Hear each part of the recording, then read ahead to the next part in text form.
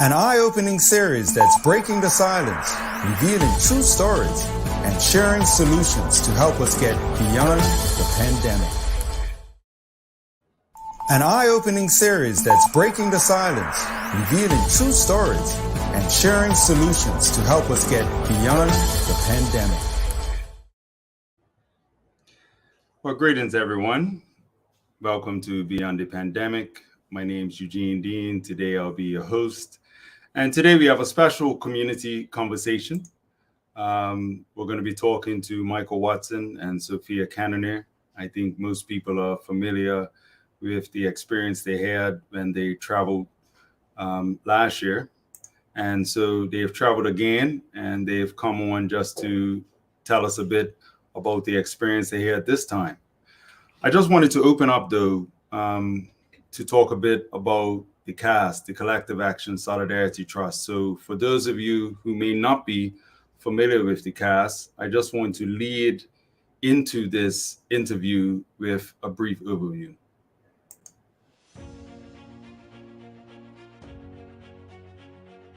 The Collective Action Solidarity Trust. Let justice be done, though the heavens fall. The CAST is a newly formed action group of Bermuda residents, citizens, and businesses who are dedicated to improving the state of Bermuda's justice system, especially as it relates to the recovery from any public mismanagement of the pandemic.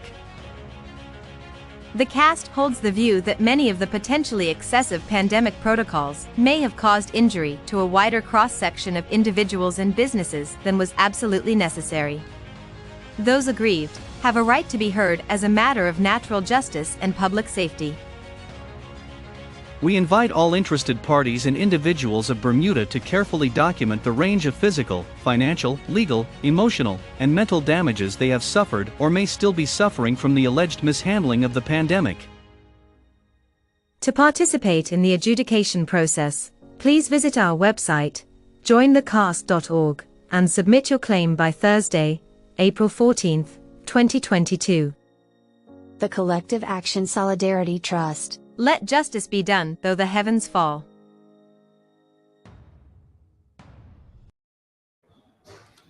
Okay, so for anyone who is yet to hear about the CAST, you can go to the website, jointhecast.org, to get some information. And if you are aware and you wish to submit a claim, you can fill out the intake form. And we're giving people up to the 14th of April to submit their intake forms. And after that, our legal teams will be looking through it, and people will be contacted as it relates to any legal proceedings that will be taken forward. So now, without further ado, I'd like to bring in Michael and Sophia so they can tell us a bit about their experience returning to the island. Greetings, Michael and Sophia. How are you doing? All right. I'm not sure if I can... Oh, I'm sorry. Here we go. Let's try that again. Greetings. All right. So we'll go ahead now. Give thanks. Yes. So we understand that you've traveled recently. You just got back to the island last night. But first, before you tell us about that, you were in the UK. And I think most people here are familiar with the fact that a lot of the restrictions in the UK have been dropped. Pretty much all of the restrictions we've been made to understand. So first, let us know a bit about what it was like for you in the UK. So we were there on family business, collecting our children from school. And so, an essential trip. And we were just there for 4 days. Pretty much a quick turnaround. But from the moment we got on the airplane here in Bermuda, the BA flight, there were no masks on the flight all the way to London. No mandatory masks. People were wearing them, but by choice. Yeah. And then we get to Heathrow in the morning, and there's no masks required at the airport. There's no masks required on the public transport. And that was our experience throughout the whole time we were there. And we traveled and drove around to a few various places and noticed that, some people are wearing masks, but all businesses, you could go in with or without the mask. But I would say the vast majority of places people were not wearing masks. Mm. Even in the theater, when we watched our children perform, it was not mandatory. Right. Understood. All right. So that was your experience. Now you go to the airport. A lot of people have questions about, what is it like traveling now that, I guess regulations or mandates are being relaxed around the world. So what was your experience coming through the airport and boarding British Airways to come back to Bermuda? So, we arrived at Heathrow on our return journey yesterday. And again, no masking in the airport. At check-in, where with the British Airways check-in officer, we were normally asked to produce some sort of documentation for, a PCR test. There was in previous occasions, we'd even been asked if we had a vaccine card or a vaccine certificate. And also, of course, the travel authorization for Bermuda. On this particular occasion yesterday, none of those questions were asked. We simply handed our passports over and we were given our boarding passes back. No questions asked. So nobody checking really to see if we'd had a PCR test, nobody checking to see if we were vaccinated. So very easy. And it was like that all the way through the airport and getting on the flight. Okay, so just to be clear, so what you're saying is that you were able to catch a flight in the UK without being required to pre-test or produce any documentation to show that you had the COVID jab. Exactly. Yes. And no one also asked you for a travel authorization form. No. Very interesting. Okay, so proceed. So now you're on this flight, you're coming home, and what happens as you start to approach Bermuda? So then the cabin purser comes over and says on the tannoy, we're approaching Bermuda. Once you depart from the aircraft, everyone will be required to wear masks from the aircraft through the airport terminal until you depart the terminal or when you're leaving the airport. Some people on the aircraft had put on masks already. I would say the vast majority had not. So as we disembarked from the aircraft, I wore my mask off the flight. Sophia didn't wear a mask. And then we proceeded to walk to the arrivals hall. So you don't have to, there's no regulations or requirements coming through the BA to get on the flight, but you're informed while you're on the flight that because now you're approaching Bermuda, now you need to put on a mask. So the regulations start to come in just in Bermuda. But if you weren't traveling to Bermuda, then presumably it would have just remained the same as it was when you were in the UK then. That's right. Right. And of course, the irony is not lost on anyone traveling because, you don't have to question the system too much to realize the absurdity that, you've been on an aircraft with 200, 250 people for an extended period of time with no masks. And then all of a sudden you get to the other end and those same people that you are now on the aircraft with and standing next to in the queue, you're now being told that you have to mask. Even the staff, the British Airways crew did not wear their mask throughout the entire journey and until maybe 20 minutes before landing. And then they put their face coverings on to land. Very strange. Okay. All right. So the restrictions start in Bermuda.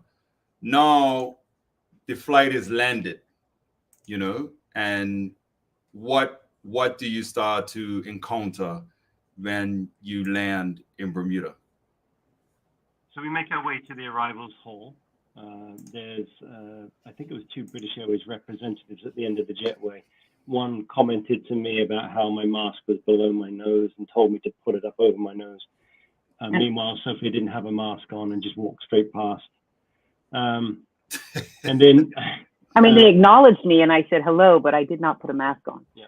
And then we made our way down the escalator to the arrivals hall where we were greeted by, I guess it's either the health department or environmental health representative who directed us to, along the queue, where we then were met with somebody who asked us for our travel authorization form.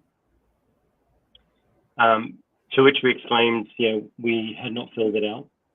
And we were then prompted to go to the health department desk to be assisted with the TA form. So we did take a pre-departure test. Okay. But we did not go online, and we refused to pay the $40 because we didn't know what that was for. Mm-hmm. So we did take the test in the UK. But again, to be clear, that test you took in the UK was based on your understanding of what's required in Bermuda. It wasn't required for you to get on the plane. Correct. Yes. Okay. Yeah. It was a gift. It was to the British economy.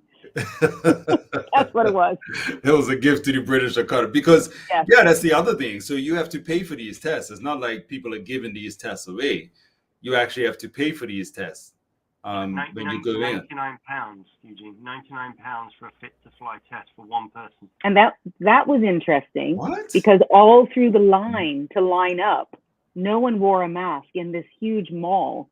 And as soon as you got to the testing desk, with someone to sign you in, they're like, you need to put a mask on in order to go in to the booth to get the test done, which I completely told the gentleman who did our test everything about natural immunity, and he almost just lost his marbles. But that's another story.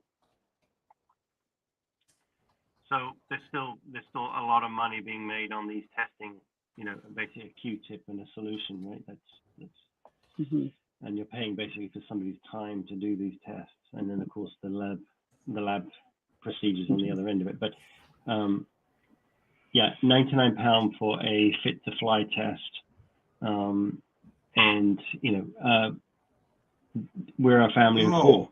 Well, we're a family of five, but four were traveling, so you don't have to do much math to figure out how much it was just to test to get back to Bermuda. Yeah, but we didn't really need to test. We just did it, and as we continue to tell our story, you'll understand why we did that. Okay. All right. So you didn't fill out the travel authorization form, but so now you're at the desk and you're being asked about this travel authorization. So how did that conversation go? Yeah. Okay. So Mr. Armel Thomas was not at the airport, and he is the head. Basically, I think he's the head environmental officer for the Department of Health. It was very unclear, but he wasn't there. So the deputy, Sharifa Crockwell, was there. And she was the one who said that I needed to wear a mask. And I said, why? I'm exempt. And I said, well, what is the law? And she did not explain it to me. Well, she tried, but I kind of cut her off a little bit, and she got a little upset with me for not letting her finish her sentence. And then she stormed away and said, you didn't let me finish the first time, so I'm done with you, and I'm just leaving. So and she left, and then she went to call the two police officers who were stationed out. A couple of them were stationed outside our house back in July, and they came over and they were like, oh, it's you two again. Why didn't you tell us you were coming? We would have booked a different shift. We would have booked a different shift. So after Ms. Crockwell left, the deputy environment health officer, she kind of called those police officers over, who then proceeded to tell us that if we didn't fill out the TA form, then we were breaking the law and that we would be issued a summons, and she didn't know what was going to happen to us. So I said, no, we're not breaking the law because you're going to tell us what that law is. And she got really upset and left again. And the police officer said, I said to the police officers, look, I'm not getting a summons because this woman, Ms. Crockwell, is supposed to tell me what that law is, and she couldn't. So, and she left, and she's not coming back to tell me. So you cannot issue me a summons because it's my right to know what is the problem. So we were directed, because we hadn't filled out this TA, Transport Authority form, we were directed to a desk for the environmental health officers to fill out a TA form, to do it at the airport. And they just put their hands up because we started, as Michael will explain now, we started to explain that we have that we are recently recovered. And yeah, so Michael will explain what that ordeal was. So they asked us, the question, are we vaccinated? And we said no. And then we said, are we recently recovered? And we said, well, yes. But of course, the government's definition of recently recovered is within the last 180 days. 6 months. So 6 month window. If you'd recovered within those 6 months, then you were considered recovered. Right. If you have proof of a positive test. Proof of a positive test, yeah, from no more than 6 months. Right. So what does that mean? That you've recovered. So what's going on in your body that denotes recovery? What has that virus done to your body, and what is your body doing, having been exposed to that virus? What's going on? Are you producing antibodies by chance? Is your body getting so equipped that it's not going to be able to catch this disease or this virus and spread it? Right. You're saying basically what qualifies you for exemption based on being previously infected? No, I want to know health-wise. Oh, what happens? Is happening in a person's body in the first 6 months after they have had COVID? What is their body doing? Right. Well, I'm figuring you know that. So did you ask that to the people with the degree at the desk failed to tell me. They wouldn't tell us. So you asked this question to the persons at the desk? Yes, to the health officers, to the Department of Health nurses for 30 minutes straight, badgering them about that, and they would not answer the question. So what did they say then, Michael? What were they saying to you? So they're saying that these definitions of vaccinated, unvaccinated, recovered, etc., were legal definitions, and by law, you were not considered recovered outside of 6 months. So we then proceeded to show them all 4 of our antibody tests that were taken last year from 2 weeks after infection in February, April, September, and December, where all of our antibody levels were still elevated, showing proof of prior infection and also a positive uptake of antibodies in our system in response to the infection. Now, remember, we're talking to nurses who are hired to work at the airport to answer health questions. And if this is not a health question, then why are they being employed? Shouldn't it be a lawyer there if it's a law? So what you're saying is that when asking these nurses health-related questions, they kept referring you to legal matters or mandates that they consider to be law. So this is the piece of paper that gets given to you, and the different colors correspond to the various things. So you've got fully vaccinated, you've got unvaccinated, you've got recovered, etc. And then you have minors, I think, at the bottom. You have recovered with a test and recovered without a test. Yeah. So, okay. For them, this is the criteria by which they're ticking the box. So when you come in, you have to meet one of these criteria. Right. But don't ask them to critically think about anything. If it doesn't fit the box, they don't know what to do. So Eugene, this has been an ongoing debate from the very beginning of this, even with the vaccine, with the jab, which how do we know if the individual has had a positive response to the jab? Are we checking their antibodies to actually see if the jab has worked? And in the vast majority of cases, that has not been checked. They're assuming, based on their science, that the jab has worked. Yeah. Now, we walk through the airport, and this has been our ongoing dispute since July of last year, and prior to that, which is not only can we show that we have immunity, we can show that we've recovered, we can show that we're currently negative, and we can show that we have a positive immune response. And we've been very diligent in the last year. We're about to do our 5th set of tests coming up shortly to see if we still have that immune response in our body. Now, this 6-month window that they're saying here for the recovered, what if that person caught the virus but has an immunocompromised situation where they caught the virus and their body has not generated antibodies? And that's been the case for several people, including people who've had the jab. We know that the jab has not stopped infection or spread of infection. Mm-hmm.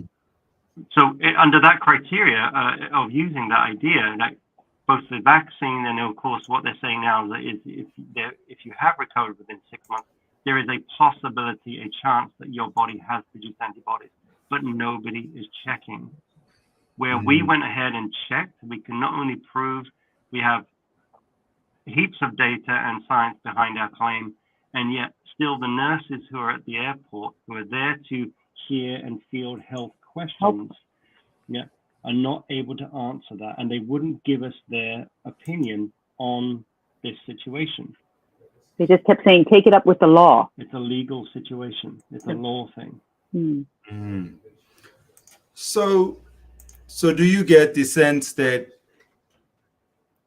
the staff that is at the airport, they understand what you're saying, obviously, as health professionals? However, they're unwilling to engage in a conversation about it out of fear for whatever reprimands they may get from not following the guidelines that's been set within their jobs.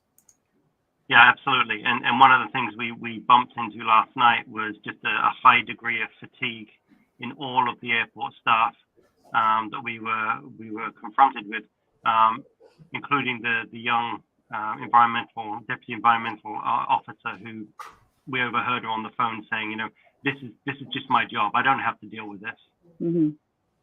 And then the nurse is basically saying, this is the end of our 8-hour shift. I just want to go home. That was the level of energy we were met with when we were simply trying to clarify what is our health status.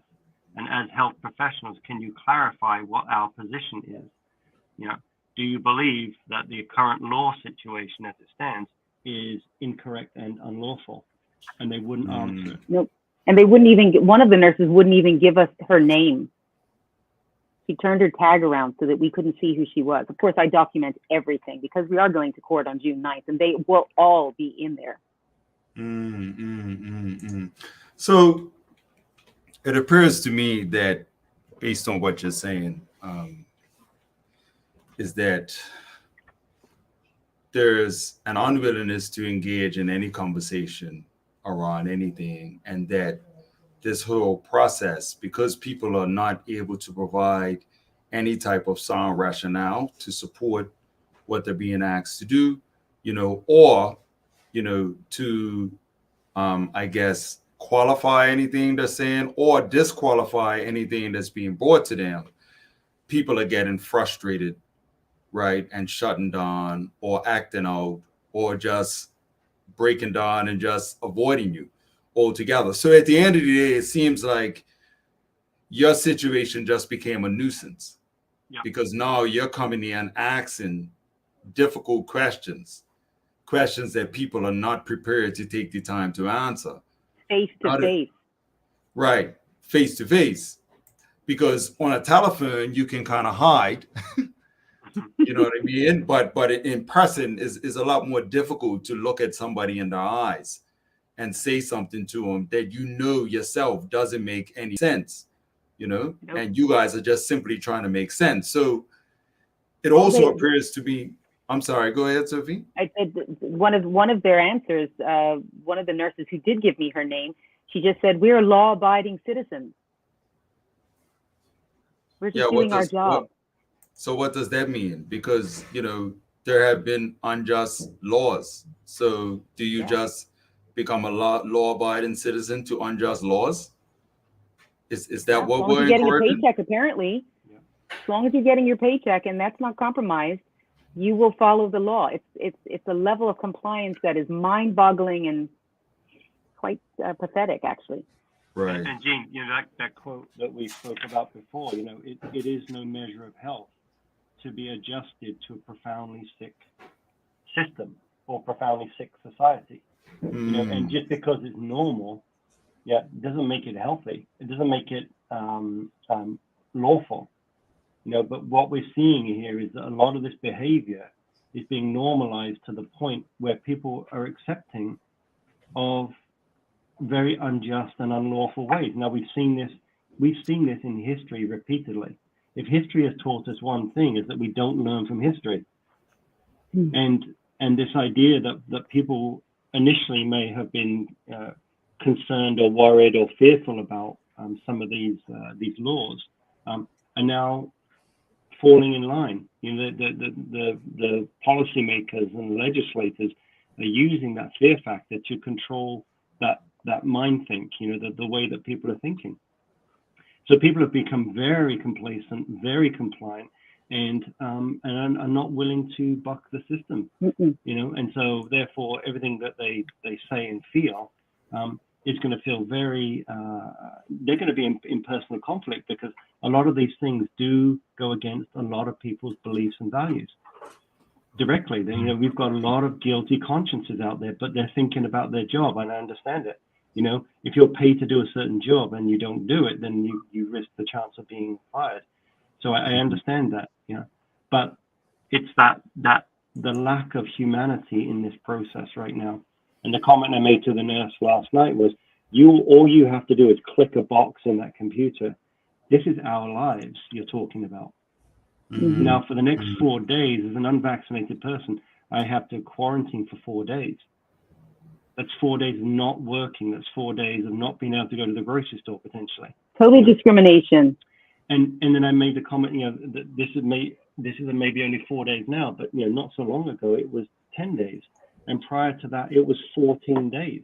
And just it's your job, it's my life, and I think that's the piece that we're missing: the compassion and the empathy in all of this. The nurse gets to click her box, she gets to go home, she's followed and done her job, and get the paycheck. But for those individuals that it affects directly, this is our lives. This is our livelihood. Taking away a man's livelihood is akin to killing him. Take the ability away from somebody to work and work their way through the world. It's a surefire way of killing, motivation, inspiration, all those things that we wake up for in the morning. Our purpose is a wonderful alarm clock, and if purpose is not there because it's been taken away because you can't work, this is where I think we're going to see a lot of these mental health issues coming up. So for me, it's that lack of compassion, and we're talking to so-called health professionals. These are the health professionals at the airport that should be fielding these questions, alleviating the concerns, but it wasn't. We were met with a lawyer-type response. These are legal matters. Don't take it up with us. We can't do anything. I said there should be lawyers at the desk, and she said, "Do you want lawyers to be at this desk? They charge $800 an hour." I said, "Well, if I'm going to get answers, I'd rather have a lawyer here than what you're offering me." Right. So I think another thing that's been made clear here, that for a lot of people, even you just came from the UK and you're saying that, a lot of things have been relaxed, but in many places around the world, the so-called pandemic may be over for some people, but if you've yet to take the COVID injection, then it's definitely not, because you're still discriminated against and you're still treated differently. Whether it makes sense or not, whether the COVID injection has been effective or not, it makes no difference. You're rewarded if you've taken it. And if you haven't, then clearly, you have to suffer consequences, So let me ask the big question. You came in, you had no TA form, right? You went through the airport, but now presumably you're home. So how did you get out of the airport, and how did you get home without having fulfilled any of the, proclaimed requirements to return to Bermuda? How did you actually get to the house? So we were told that by the police officers that they were going to take our details, and that if we didn't fill out the forms, then a summons would be issued. There was talk early on in the conversation last night that the police would have to detain us if we didn't fill out the form. They then called their superiors, who then said, no, they wouldn't need to detain us, and that simply a summons would be issued to appear in court at a later date to deal with charges facing, I'm guessing, non-compliance or not following the direction of a health official, or whatever that is. Yeah. So anyway, the path of action we took was I actually filled out the TA forms there, showed them our PCR negative tests from the UK, and then we were allowed to leave shortly after that. So it was an exercise in aggravation. Irritating the system, getting some Right. answers, seeing people face to face, just not be able to handle it, pushing Right. them a little bit to say, which side of history do you want to be on? Like, look in their eyes. I see. So I guess a few things have come up here. One, we talked about that, the pandemic or the impact of these restrictions is not over for people who haven't taken the shot, right? Two, right, you've proven that you can leave the UK and get back home or wherever you are without all of this TA form and things of that nature. Pre-tests are not even allowed in other places. And somehow, although you've been walking all around the UK, interacting with people all this time, and it's been fine, although you've been on a flight potentially with hundreds of other people, in close proximity for 7 hours flying to Bermuda, and it's been fine. Now that you've arrived in Bermuda, you're deemed a risk to public health and you're asked to quarantine in your house for 4 days. And if you dare question that, then nobody's prepared to provide you with any answers. They don't have the answer. And they never have done. Right. Okay. And the $40 for the TA form, for the transport authority form, it's not being put towards any tests or anything. It's just. What is it for? I don't know. There's a huge picture of David Byrd on the airport wall. Maybe it's to pay the electricity bill for that. Huge. Right. I see. So you've had to spend 99 British pounds for a fit to fly test in the UK per person. And then you're asked to pay $40 per person for a TA form so that you can get back to your own home. Yep. That's the reality right now. Yep. Mm-hmm. And As we don't if know where that flying money and is traveling going. wasn't already expensive. So Yeah, this is all on top of whatever travel expenses, airline tickets, hotels, transportation, everything else, you've had to put aside. So what's 99 British pounds? Is that almost $150? About $135, $140, something like that. Okay, so you're looking at somewhere like around $300 worth of, no, I'm sorry, it's almost $600, in excess of $500 for pre-test. And then you're looking at another $120 for $160 for tests. Wow, that's like $800 Mm-hmm. in expenses, Mm-hmm. in additional expenses that people are not able to justify the need for. Nope. And these things are only required in Bermuda, not in other places at the moment. Well, at least not in the UK. Yeah.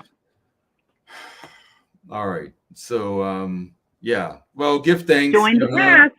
Yeah. Thank you for actually questioning people and challenging people. The other thing that's been shown is that if you actually take the step of representing your situation and challenging these things that don't make sense to many of us, then you can actually have an impact. The challenge that many are feeling is that there's been way too much compliance. And we can appreciate that people don't want to get in trouble. But at the end of the day, if you're not part of the solution, you have to consider the fact that you become part of the problem. And that's something that we definitely don't want to see. So any closing comments, Mike and Sophia? Well, just interesting how karma and energy works. You know, for about an hour, we were engaged with these health officials, environmental officials at the airport. Very quietly and patiently, just around the corner, there was a gentleman who's immigration waiting to stamp our passports when we arrived.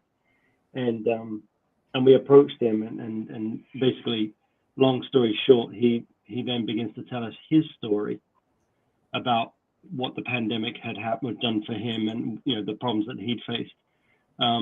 And we shared with him that we encourage people to share their stories, and we forwarded the email, the website address for the cast, jointhecast.org. In his story, I won't mention his name, but just briefly, he was forced to get the injection because his son needed medical treatment in the United States. He didn't want to get the injection, but he was forced to because he had to travel with his son. And he went on to share his personal opinion about what's been happening here in Bermuda at the level of the government and his deep dissatisfaction with what's been going on. And this is an immigration official. So the breath of fresh air was, having just confronted all these, obstructions in the health department, that we get to the immigration guy, and we thanked him for sharing, telling the truth. Or we just want to help, bring truth to light, as your logo link says there. And it was refreshing to know in this situation that we're not alone. And I think that's probably one of the most important things we need to remind everybody in this situation. If you have a story, don't think that you're alone. And I'm going to quote Star Wars here, Eugene. There's a wonderful line in one of the movies where it says, they win by making you think you're alone. They win by making you think you're alone. And I think that no truer words have been spoken than in this situation. People are complying because they think it's just them going through it. And it's not. We're all going through this. And what the cast represents is a community of people who can come together and we can share these stories and we can all support one another. We're not going through this alone. There's many people going through this. And I think the silent majority of people are potentially going through issues related to this and are going to continue for the foreseeable future as well. Yeah. Well, give thanks. I really appreciate you guys coming on and sharing your experience. So we do know you can leave the UK without, or in the UK, you're not required any type of pre-test. You're not required to show anything, whether you've had the jab or not. There's no travel authorization or anything required. It's pretty much going back to normal. It seems to be fine for them. It also seems to be fine for all the other countries that have dropped these draconian restrictions months ago. Florida has been doing this since, early last year. And, there have been no mass deaths in Florida either. So I think it's fair to say that, the situation doesn't warrant these scenarios that we're still having to face, and these mandates and policies, specifically in Bermuda, are continuing to drag on. So everyone, thank you for joining today. If you do have a story, if you do have a claim, please join the class. And we're just going to close out this interview with a message about the cast once again. So thank you again for joining. Thank you, Michael and Sophia. Thank you guys. Enjoy the rest Have of your courage, day. Bermuda. Speak up.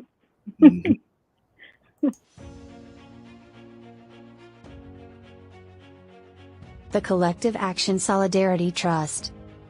Let justice be done, though the heavens fall. The CAST is a newly formed action group of Bermuda residents, citizens, and businesses who are dedicated to improving the state of Bermuda's justice system, especially as it relates to the recovery from any public mismanagement of the pandemic. The CAST holds the view that many of the potentially excessive pandemic protocols may have caused injury to a wider cross-section of individuals and businesses than was absolutely necessary. Those aggrieved have a right to be heard as a matter of natural justice and public safety. We invite all interested parties and individuals of Bermuda to carefully document the range of physical, financial, legal, emotional, and mental damages they have suffered or may still be suffering from the alleged mishandling of the pandemic. To participate in the adjudication process, please visit our website, jointhecast.org, and submit your claim by Thursday, April 14, 2022. The Collective Action Solidarity Trust. Let justice be done, though the heavens fall. For more information, please visit our website, beyondthepandemic.tv, or email us at info@beyondthepandemic.tv.